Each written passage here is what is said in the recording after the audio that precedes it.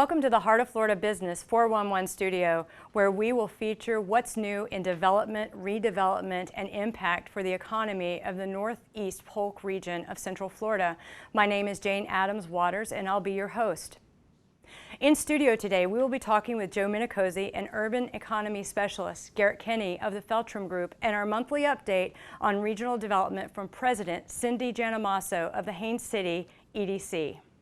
With cities booming in development throughout Florida, we are pleased to have with us in studio today via Zoom, Joe Minicozzi of Urban 3.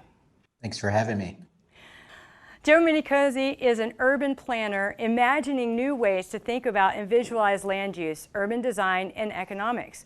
Joe founded Urban 3 to explain and visualize market dynamics created by tax and land use policies. And I think today we're going to see exactly how he uses his unique perspective to teach and to share how very important development and redevelopment are. Welcome, Joe. Thanks, Jane. Basically what we found in our practice is that when people talk about cities, they talk about it in economic terms that they can get their brains around. And oftentimes we find simple mistakes in the way that we articulate cities and have conversations about that. So that's the focus of our work, is to basically visualize that and explain it so that regular folks can understand how cities work at a financial level. Awesome. And we're excited to have you on air today. You are featured literally globally. And can you share with us a little bit about some of the communities that you've worked in, including those that are not in our country, and maybe some of the impact that you've seen in some of the work that you've done in redevelopment or development in those communities? Sure. Well, first I'll start by saying that I was educated in Florida. I went to University of Miami, School of Architecture. And one of the things that when I was in architecture school that they were talking about was what we know now as new urbanism. And it was essentially coming up with a different way of building cities to create place and places people love, as opposed to placeless sprawl.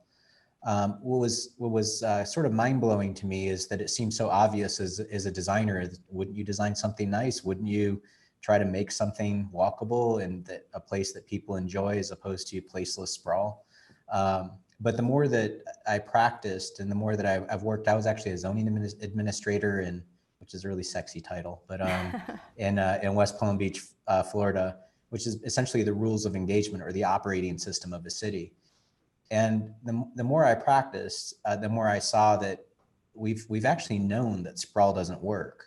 We've actually known this since the 60s. The Nixon administration published a document called the Cost of Sprawl in 1973. So during the first gas crisis, our federal government stepped in and basically said, y'all might not want to do that. The problem is at that point, we're addicted to the pattern. And I'll quote another president, W., when he said that we have an addiction to oil. And I would argue that we actually have an addiction to a pattern. So that pattern of development is essentially driving us broke. It feels good for the first couple of years when you do a new development at the edge of town and people move out there, until other people move out there and it becomes a traffic problem. And then everybody's like, hey, wait a minute, where'd this traffic come from? It's like, well, you're part of it. So what we do is focus on the economics of it, because we have misguided our economic investments into a development pattern that essentially makes us broke financially. And you could look to your brothers and sisters on the coast and see that it doesn't work out. Right. It's ironic to me inside Florida that, like in Collier County on the southwest part of the state, they're essentially doing what Broward County did 40 years ago. And they can't see that they're going to become the same problem that Broward County has become, but they're following the exact same policies. And I think that's the unfortunate part of cities, is that we think that if we repeat the mistakes of our predecessors, that somehow we'll get a different result, and we don't. And the average citizen doesn't realize that as well. So if you don't mind, I'll share some of my screen and show you how we do that. Would Absolutely, that be okay? That would be fabulous. Thank you. Okay, this is what I'm putting up on the screen now is this is Alachua County, which is home to Gainesville. Can you tell where downtown Gainesville might possibly be? Right. This is an economic productivity model of the entire county.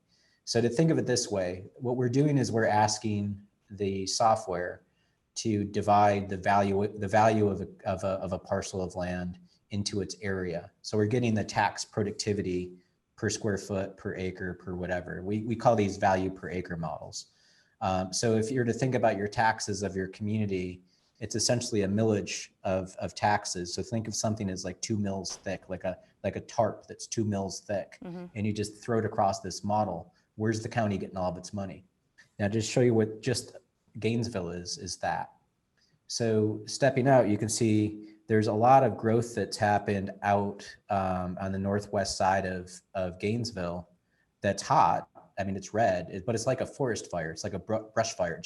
It gobbles its way out into the landscape and gives you a quick burn, but it doesn't give you a long stay. So you can see how it's the newer suburbs are red, the older suburbs are greenish. That means they've exhausted their value. So they've kind of flared up, and then people move further out. Well, you're taking down more infrastructure to do that. You're getting a quick hit of new taxes, but it's not a long-term stay. And if you look, let's go into to Gainesville here. You can kind of see University of Florida right there is that big gray pad. That's a big non-taxable area. Downtown is actually right here. So the city of Gainesville has actually worked very concertedly to growing their downtown toward the university. So they don't see the university as a loss of land because it's non-taxable. They see that as an economic opportunity to grow toward their downtown. So they're actually harvesting wealth, which is kind of amazing. But when you look at the city as a shareholder of the county, and remember, we're all investors in a community, right? So I'm a taxpayer here in Asheville, but I'm a taxpayer in Asheville, but also Buncombe County. So my city dollars are actually producing county dollars on top of it. So in Alachua County, if you're Gainesville, you're only 6% of the corporate area, but you're producing close to half the property taxes. Well, that's a 1-to-9 ratio of productivity. So Alachua County needs to be all over working with Gainesville. So this is the wealth creator of the place. Think of it like a crop. It's a cash crop. Do you want to grow corn or do you want to grow marijuana? You'll grow marijuana. It produces more revenue, right, on a per acre basis. So zooming into the city, and again, you can see University of Florida right here. And this is, that's the one fraternity that was kicked off campus, this little red spike right here. And I jokingly told them, I'm like, y'all need to kick more fraternities off campus. Right. But all of a sudden it becomes a taxpayer because it's not on the university land, right? But again, this is the downtown. This is the near university area. This is over by the hospital here. But the downtown is a piece of the city, is 2% of the area, 4%. So that's a 1-to-5 ratio of productivity. That's a little on the low side, but it's low because they've effectively manufactured another downtown in all of the stuff between the university and downtown. But let's not forget that the downtown is a piece of the county, right? Right. So it barely shows up as a footprint, but it's producing 2% of the county's property taxes. So that's a 1-to-40 level of productivity. So let's put it in a different business term. Imagine you had a shoe shop and one employee was responsible for 40 times the shoe sales. They sold 40 times more than everybody else. Like, how would you treat that individual? Would you like walk up to him or her like once a month and like slap them in the head? Of course not. Right. You would like buy them a car. You're just like, you're awesome. Keep selling. We love you. But what we find is that counties never are involved in the creation, or I shouldn't say never, but they're rarely involved in seeing the value they can harvest by growing up and supporting their downtown. In Asheville, our state legislator called us a cesspool of sin. And I was on the Downtown Association board, and we're all polite Southerners, so we're just like, did he really mean that? Maybe we should have a talk to him. And we sent a reporter to go talk to him. And his second comment was, well, it's not the good people of Buncombe County. It's just that downtown part. That's where the weirdos are. That's the cesspool. And we're like, seriously? We have to do something with downtown. We have to. It's like we're shoveling money into your pocket. How about a thank you card? Right. Right. Anyway. Well, and many of us in redevelopment and development watch you in various talks, and you use a model that well explains the value of historic downtown or your central business district, and the comparison becomes a box store, right? And so can you talk a little bit about that model and what that looks like economically for the sake of restoring or redeveloping downtown? This is the basics of land production, is that we compared a building that we rehabbed, which is on the right, and put retail on the ground floor, office on the second floor, residential, everything above that. And that building, by rehabbing it, it grew in taxes 3,500%. So the tax base on that property grew 3,500% by fixing something that already sat there. And the reaction that we got from people was like, well, Joe, that's $11 million. This Walmart's 20 million. It's like, okay, yeah, $20 million, it's double the value, but it took 34 acres to make that happen. Our building's on 0.2 acres. So it's a misnomer to say that building's more productive because it's just more valuable, but it's also consumed more of our farm, right? Right. So per acre, we're producing 100 times more taxes in property taxes. We're producing double the retail taxes per acre. Mm-hmm. So if I had 34 acres of that building downtown, it would be ridiculous, right? So why did you squander all that rare asset that you have called land? And so if we're just a real estate developer that's only worth $12 million, my city at $14 billion, certainly you should be looking at this stuff, right? We also have 90 units of residential per acre versus their 0, and we have more jobs. So if you just start going into it agnostically and intellectually honest and say, what is productivity? What is our asset? Well, your asset is land. Your investment is infrastructure. So are you getting the best return on your infrastructure for what you put into the ground to make that real estate worth it? Now, this isn't to say, sometimes people see this and they're just like, you just hate Walmart. And I'm like, you are totally missing the point. Right. Walmart is showing you where all of your loopholes are, and they're exploiting them. They are super smart. So it's real simple. When you have a property tax system that's based on value, there's an absolute incentive for me to build junk in your community. A Walmart's going to last 20 years, tops. And, Jane, when we were talking earlier, we went and did this analysis with your office, right, and your Walmart in your town. And what were you? You were like 40 times more productive? Yes. In your existing downtown, the way that it is, mm-hmm. with your building, the way that it is, it's right. 40 times more productive than Walmart. Actually, the head of Walmart's property tax, this will show you what kind of nerd I am. I attended the International Association of Tax Assessing Officers Conference. I mean, I don't know if y'all hang out with a bunch of assessors, but it's not exactly the most dynamic crowd on the planet. We're thankful for you. We are thankful for you.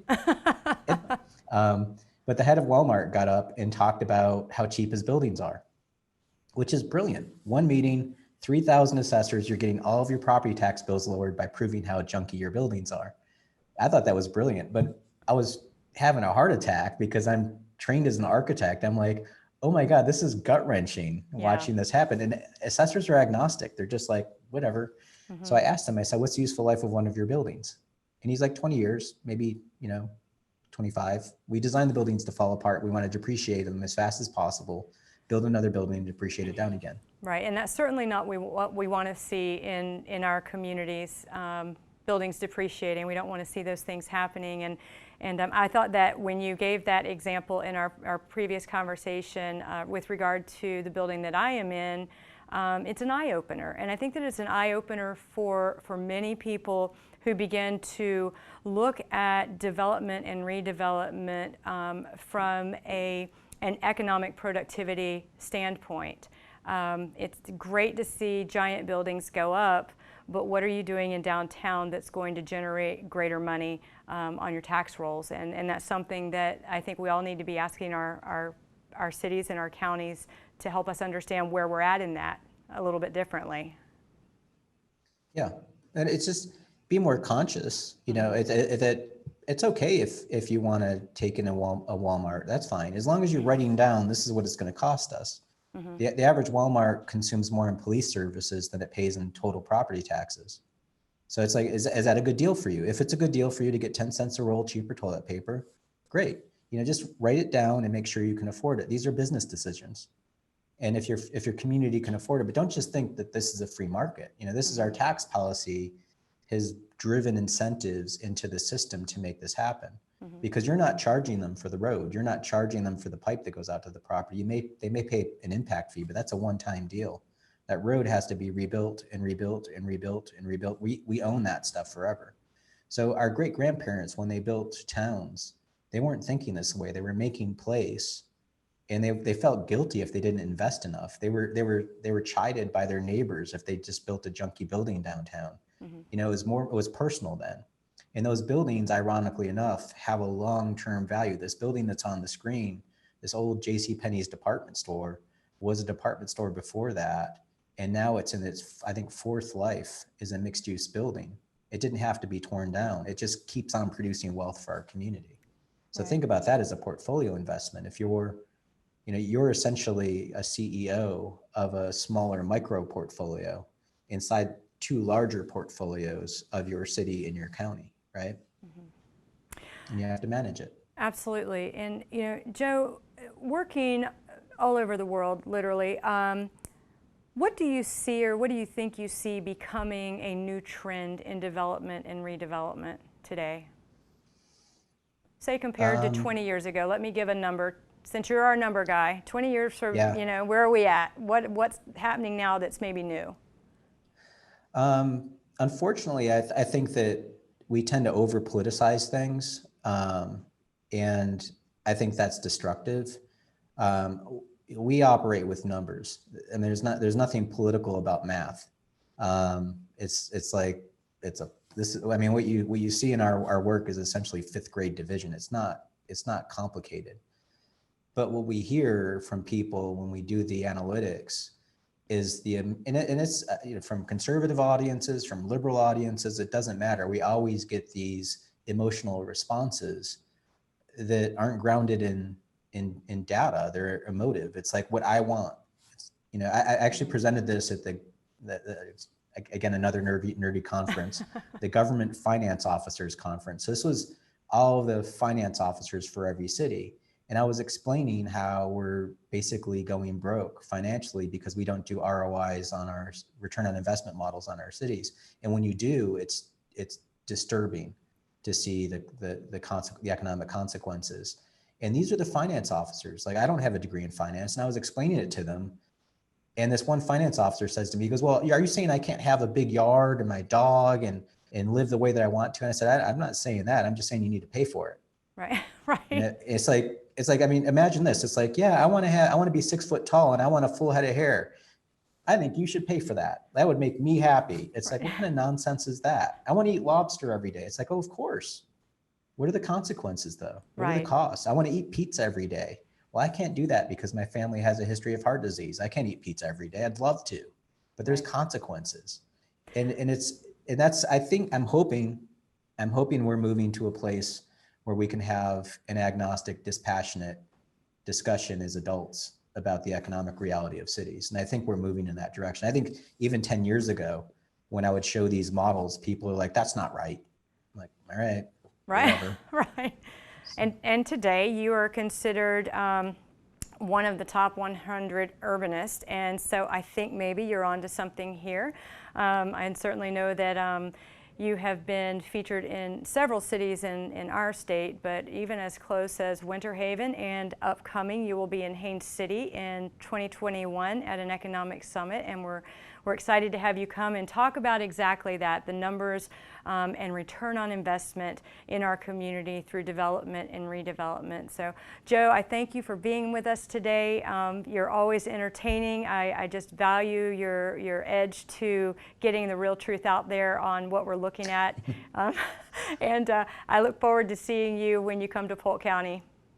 Yeah, come to the show. Throw tomatoes at me. It'll be a blast. We'll have some fun. Thank you, Joe, so much for your time today. And we are next going to be speaking with Garrett Kinney of the Feltram Group.